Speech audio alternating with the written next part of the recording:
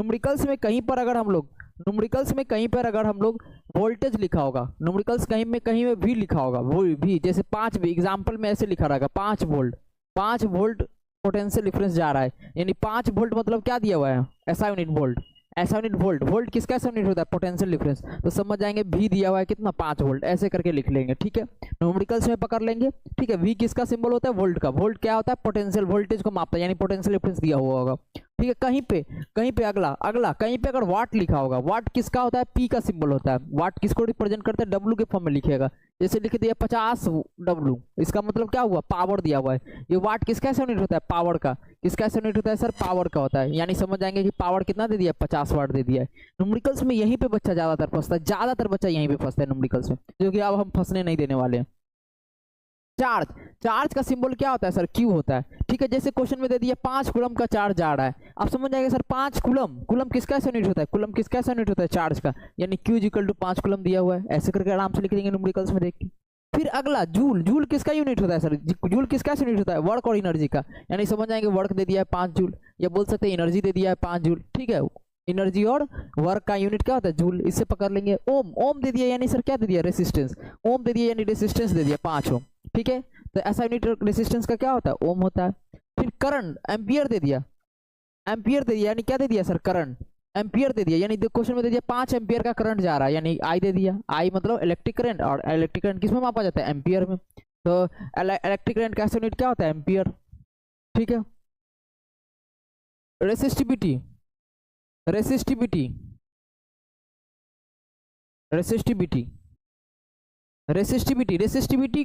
ओम metre में रहेगा। जैसे लिख दिया 50 इंटू 10⁻⁻² ओम मीटर, यानी समझ जाएंगे सर ये ओम मीटर किसका है, रेसिस्टिविटी का है। रेसिस्टिविटी दिया हुआ है, और इससे हम लोग सर पकड़ लेंगे, एक इसमें बाकी सारा चीज हो गया है।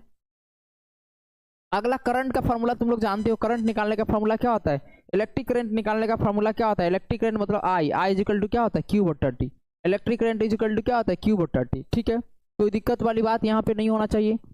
ठीक है, अगर हमको चार्ज निकालना है तो क्या हो जाएगा, I/T लगाएंगे। ठीक है, ये सारा फॉर्मूला न्यूमेरिकल्स में हम लोग यूज करेंगे।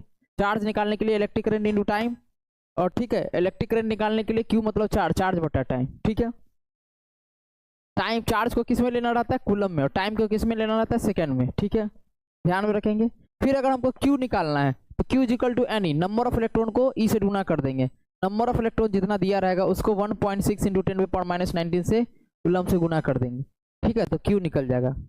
N होता है number of electron, number of electron. ध्यान में रखेंगे। Q क्या होता है सर, Q क्या होता है, चार्ज। तो न्यूमेरिकल्स में हम लोग यूज करेंगे। अगर हमको न्यूमेरिकल्स में बोल दिया कि Q दे दिया, E दे दिया, बोलेगा नंबर ऑफ इलेक्ट्रॉन निकालने के लिए, तो क्या फॉर्मूला यूज करेंगे, Q/E। क्या फॉर्मूला यूज करेंगे, Q/E। ठीक है, कोई दिक्कत वाली बात नहीं है। अगर सब बच्चा जानता है कि पोटेंशियल डिफरेंस का फॉर्मूला क्या होता है, work done by charge, work done बट्टा चार्ज। ठीक है, और वर्क डन निकालना होगा तो क्या होगा, पोटेंशियल डिफरेंस इनटू चार्ज। ठीक है, अगर हमको चार्ज निकालना होगा सर यहाँ से, तो चार्ज निकालना होगा तो work done by potential difference.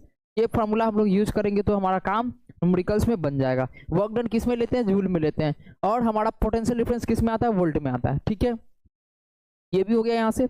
अगला हम लोग ओम्स लॉ जान रहे हैं। ओम्स लॉ जो होता है V इक्वल टू IR होता है। जब टेम्परेचर कांस्टेंट हो तो क्या होता है, पोटेंशियल डिफरेंस डायरेक्टली प्रोपोर्शनल होता है करंट का। तो यहाँ से प्रोपोर्शनलिटी का साइन हटेगा तो एक कांस्टेंट क्या आ जाएगा, R आ जाएगा कांस्टेंट। तो V इक्वल टू RI। ठीक है, तो यहाँ से पोटेंशियल डिफरेंस इक्वल टू क्या हो जाएगा, इलेक्ट्रिक करंट इनटू रेजिस्टेंस। अगर रेजिस्टेंस निकालना होगा तो potential difference by electric current.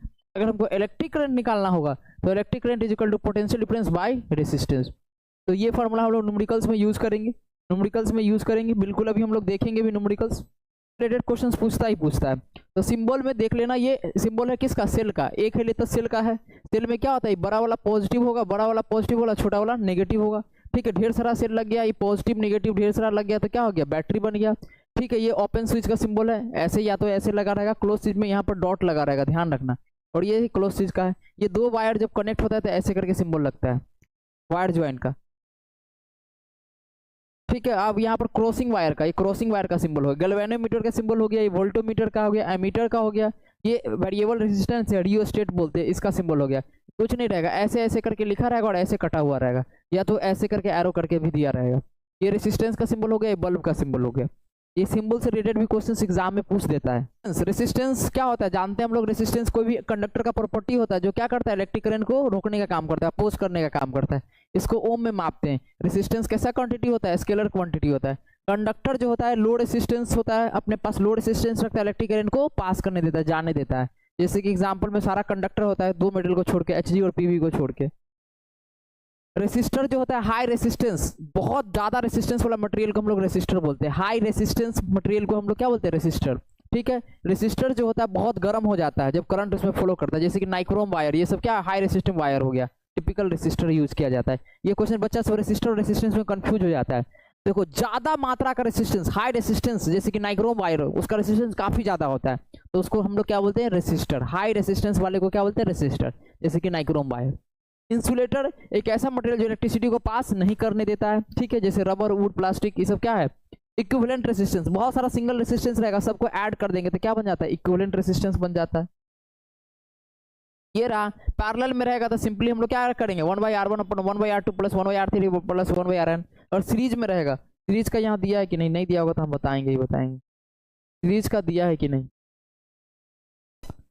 ये रहा तुम्हारा पैरेलल। पैरेलल का नेट निकालने का ऐसे कनेक्टर रहता है, ध्यान रखना। R1 R2 R3 देखो एक कॉमन पॉइंट है ए बी। अब इससे क्या है, देखो तीनों का कॉमन पॉइंट ए बी है, इसी के तीनों के बीच में पैरेलल है, यानी R1 R2 R3 तीनों पैरेलल है। तो आर नेट अगर निकालना होगा तो क्या करेंगे, सिंपली 1/R1 प्लस 1/R2 और 1/R3।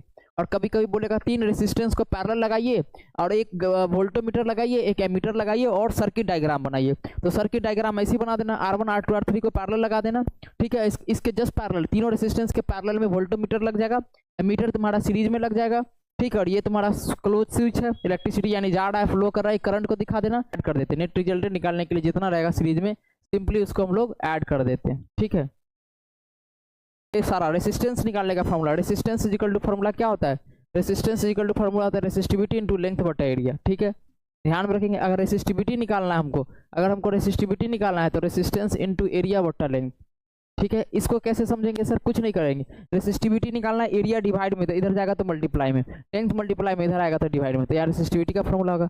अगर क्वेश्चन में हमको लेंथ का भी फॉर्मूला यहाँ से पूछ देते न्यूमेरिकल में तो वो भी बता देते। लेंथ इज इक्वल टू क्या हो जाएगा, रेसिस्टेंस इनटू एरिया बटा रेसिस्टिविटी, ये हो जाएगा। ये रहा तुम्हारा सीरीज कनेक्शन का फॉर्मूला, सिंपली सबको ऐड कर देंगे। पैरेलल कनेक्शन में नेट को क्या करेंगे, 1/R1 बटा 1/R2 plus 1/R3। Same resistance अगर इक्वल रेसिस्टेंस तो NR हो जाएगा नेट रिजल्टेंट शॉर्ट में। और पैरेलल होगा सेम रेसिस्टेंस होगा, जैसे कि क्या क्वेश्चन में पूछ दिया, R1 R2 R3 सेम है। R1 क्वेश्चन में दे दिया, R1 R2 और R3 तीनों जो है सेम है और तीनों जो है 5 ओम का है, तो नेट रेसिस्टेंस कितना होगा सीरीज में, तो क्या करेंगे RS लिखेंगे और 3 है तो 3 को R से सिंपली से गुना कर देंगे। 3 गुणे 5 कितना आ जाएगा, 3 गुणे 5 15 ओम आ जाएगा डायरेक्ट। अब पैरेलल में यही तीनों को बोलेंगे पैरेलल में, तो पैरेलल में क्या हो जाएगा, 1/RP is equal to R/N, यानी 5 बट्टा कितना है 3, 5 बट्टा 3 आ जाएगा। RP 5 बट्टा 3 आ जाएगा पैरेलल में। ठीक है। और दोनों का रेशियो निकालेंगे तो n² आ जाएगा। सेम दोनों निकाल दिया डायरेक्ट, आप दोनों का रेशियो पूछ दिया कि दोनों का आप रेशियो पूछ दिया कि निकालिए कि रिजल्टेंट सीरीज में और रिजल्टेंट पैरेलल का आप निकालिए, तो क्या हो जाएगा, सिंपली n² आ जाएगा। ये दोनों को डिवाइड कर दोगे। ठीक है। चलो, power is equal to formula होता है वर्क डन बट्टा टाइम। पावर का फॉर्मूला क्या होता है, वर्क डन बाई टाइम। ठीक है। या एनर्जी बट्टा टाइम, यहाँ से work done is equal to क्या हो जाएगा, पावर इंटू टाइम। ठीक है। बहुत सारा फॉर्मूला है, तो यहाँ से हम लोग अगर हमको वर्क डन निकालना होगा तो फॉर्मूला क्या यूज करेंगे, वर्क डन निकालने के लिए I² into R into T. या हीट बोलेगा निकालने के लिए हीट एनर्जी, यानी वही होगा एनर्जी, तो हीट एनर्जी का फॉर्मूला क्या हो जाएगा, I² into R into T. ठीक है। एक और फॉर्मूला हीट का हो जाएगा V² T/R। ये आप निकालते जाइएगा, बहुत आसान है। पावर का फॉर्मूला होता है V इंटू आई, शॉर्ट में यूज करेंगे, जब VI दिया गया तो V इंटू आई यूज करेंगे। और ठीक है, पावर का formula I² into R use करेंगे, जब I और R देगा तो पावर का फॉर्मूला ये यूज करेंगे। ठीक है। पावर का फॉर्मूला ये भी यूज करते हैं V²/R, जब V और R देगा तो ये भी यूज कर सकते हैं। ठीक है। और एनर्जी निकालना है, इलेक्ट्रिकल एनर्जी कंज्यूम, तो पावर इंटू टाइम। ठीक है। और किस में लिया जाता है, किलोवाट आवर में। किस में निकाला जाता है, किलोवाट आवर में।